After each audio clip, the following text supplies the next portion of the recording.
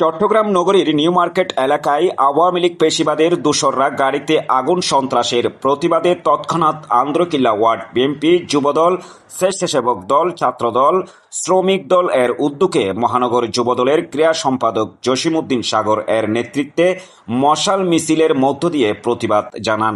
এ সময় উপস্থিত ছিলেন ওয়ার্ড বিএনপির সভাপতি আলাউদ্দিন আলী নূর, সদস্য সচিব উসমান গনি, সিনিয়র যুগ্ম আহ্বায়ক কলিম উদ্দিন, আব্দুল মন্নান, আসগর আলী, আব্দুল গফুর, মোহাম্মদ হোসেন সহ অঙ্গ সংগঠনের নেতাকর্মীরা।